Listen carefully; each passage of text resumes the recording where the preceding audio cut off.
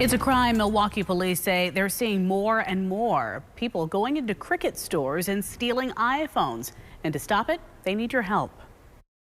Take a look at these photos. It's some of the only evidence Milwaukee detectives have in order to solve an armed robbery. What we would need from the public is for anybody to take a look at the surveillance photos and see if they can recognize anything distinct about the suspects to help give us a clue or at least a starting point of who to look at in this case. They say on October 23rd, 2022, these two men walked into the Cricket store on 76th and Mill Road. MPD Detective Brendan Dolan says at first everything seemed normal.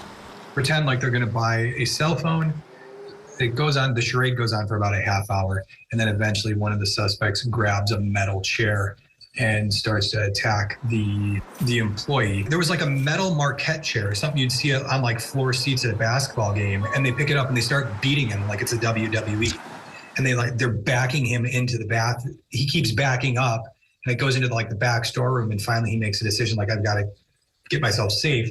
So he goes into the bathroom where they then try and prop the stool in a manner that prevents him from opening the door. Then Dolan says they grabbed 9 iPhones and ran. There were no cameras inside the store, and with no forensic evidence left behind, officers are stumped on what they say is a growing crime in Milwaukee. Just the level of violence that was used in the middle of the day to try and game these cell phones, and that these cell phones pose a huge problem. What a lot of people don't understand is that when these cell phones are stolen, oftentimes they're taken to Chicago or even to parts of Milwaukee where they're sold to what's called a fence, and that's a person who buys these stolen goods. The cell phone robberies have been really big, and we tend to see a spike around holiday times and whenever a new version of the phone comes out in the general public.